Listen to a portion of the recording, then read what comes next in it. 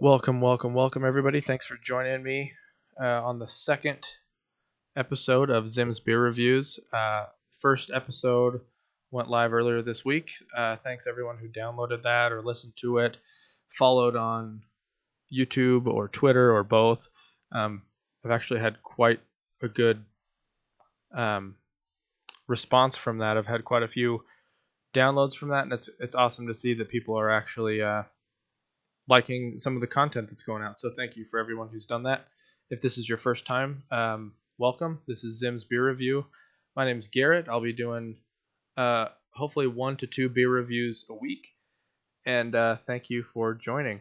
Today, the beer I'm going to be reviewing is, if you can't see it on YouTube right now, like I said, if you do watch on YouTube, you can see what is on tap today. It is the Deschutes Jebelale. It is Deschutes Brewery's festive winter ale, they call it. It's a pretty hot beer genre, I guess. A lot of different breweries are starting to come out with a winter lager or a winter ale. It's after the fall ales. The pumpkins are gone. There's this winter season in there, and Jebelale is a extremely popular one out of Deschutes Brewery. If you don't know about Deschutes Brewery, they are located in Bend, Oregon. They've been around for, I think, close to 30 years now. They were founded in 1988. So yeah, 29 years Deschutes has been around. Also, just another shout out to my buddy here. I know I mentioned it on the episode 1. If you haven't heard it, I will be using this exact bottle opener to do all of my beer reviews. This was made by one of my good friends, Jason. He makes really good handcrafted wood, everything, from tables to picture frames to beer openers. He gave me this as a gift. He sells these. If you want to get in touch with him, you can find him on Instagram at Shaverwood Creations. He's in the process of getting his website up and going. And the newest news I have of that is it should be live mid-January. So mid-January, you should be able to go to his website. I think it's going to be jaysonshaver.com,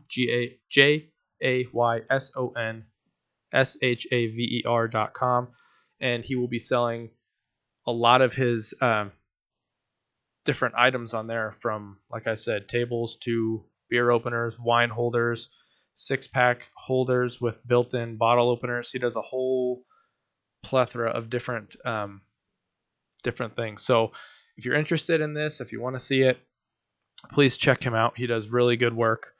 I think this is available for $20. It's handmade, really good quality. So I'll show you guys how it works again. It's got a little magnet on here if you can't see it on YouTube. If you're just listening to the podcast, it's just a handheld bottle opener with a nail bent on the end that actually hooks to the top of the bottle with a magnet. Not very well, apparently. Hooks to the top of the bottle and then pops right off, and the magnet's right to it. So really cool design. It's pretty awesome. So today we're reviewing the Jebelale. We'll get a good pour on this one. Bought these earlier today. They've been chilling for the majority of the day here, so this should be pretty well chilled here. You can see right off the bat, really dark in color. Not quite opaque, but it is approaching opaque. It is dark. I can see through it when I hold it up to my computer screen. I do see light through it. It's not as dark as a Guinness, but it's not a porter, so it is a winter ale. The head on it started out about 3/4 of an inch. It has died down a little bit. The glass is chilled, which does play a part in that. So we'll give this one a try here.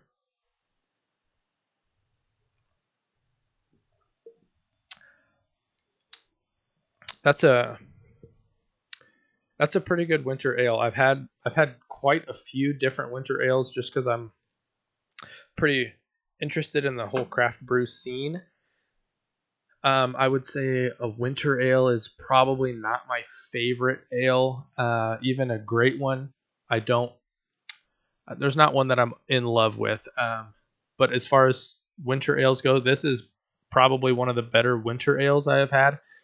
Um, it is. It does taste very, very strong. The alcohol content has got to be pretty high. Let me take a look and find out. Yeah, the alcohol content on this is 6.7% with 65 IBUs. IBUs are international bitterness units. It's kind of how bitter your beer is going to be. 65 is definitely on the low end. Those go up well over 100. So it is a good beer. It's smooth. For having 6.7% alcohol, it is relatively smooth. Like I said, this is from Deschutes Brewery.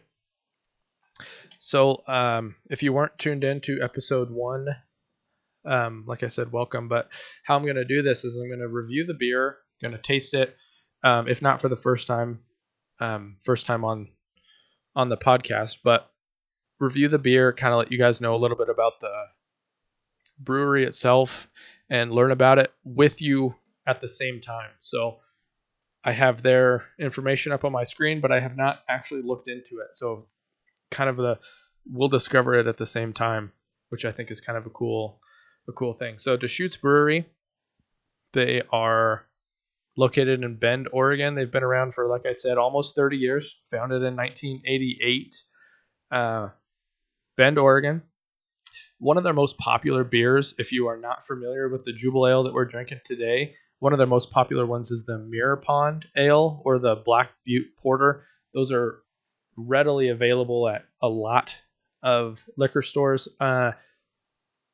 They ship to 28 states, including the District of Columbia. So I almost got a 50-50 shot of them being delivered to your state. So there's a good chance you can find it at a local liquor store.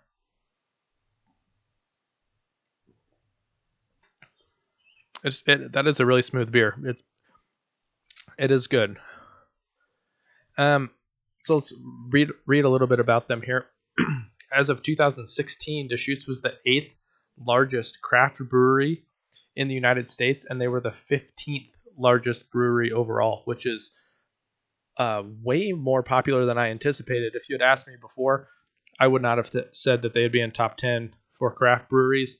I know about them simply because I'm from Oregon, as you can see, but I would not have guessed they were the 8th largest craft brewery in the U.S., let alone the 15th largest in the United States. And that includes everything from Anheuser-Busch and all that. So 15th is actually really high. They produce 250,000 barrels of beer a year. So that's a lot higher than I would have expected. I knew they were popular, but that is a lot higher than I would have guessed. They have their main brewery is in Bend, Oregon. They have one also opened in Portland, Oregon, which is the largest city in Oregon, but they are expanding. So Deschutes is opening a tap room in Virginia, and they're slated to start brewing beer in Virginia in 2021. So they are really expanding. I think expanding towards the East Coast is probably going to help them up that 28 states to hopefully nearing 50. You get to the eastern states there, and you're going to get into a whole nother range of distribution. So I think that's probably their tactic on that, is to try and spread to the east and get into a lot more states. I lived in Oregon. Now I live in Wyoming. And I have had this in both states. I think it is pretty popular in the western states. So I think expanding east is probably going to broaden their distribution base.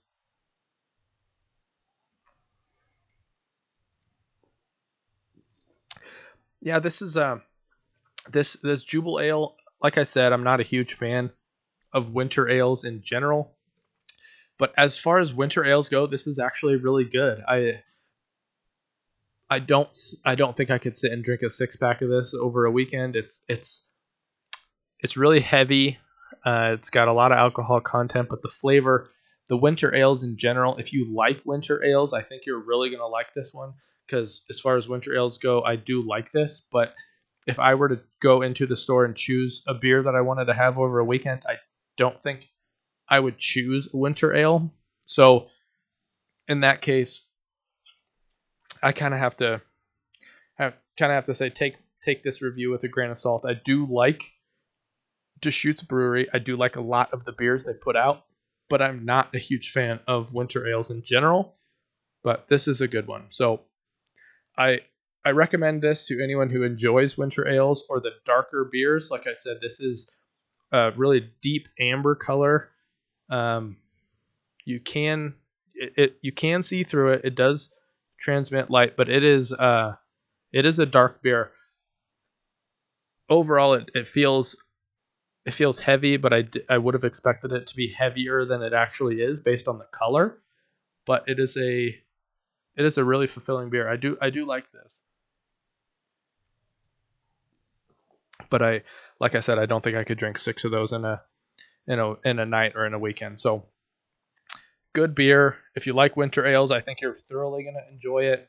Deschutes makes phenomenal beer in general. I really like the stuff that Deschutes puts out, so I think you'll enjoy it if you'd like a good winter ale.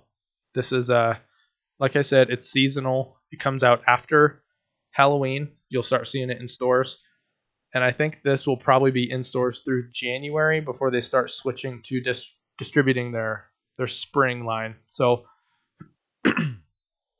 a couple other little things I'm picking up on here as far as Deschutes Brewery goes. I found on here that they actually have their own proprietary yeast from Y Yeast Labs. So if you are a brewer or a home brewer, or if you've reviewed or done any research into brewing at all, you will be familiar with the Y Yeast Labs name. They distribute yeast, obviously, for home brewers and breweries both. Y Yeast is one of the most popular yeast distributors, and Deschutes actually has a proprietary yeast strain with them.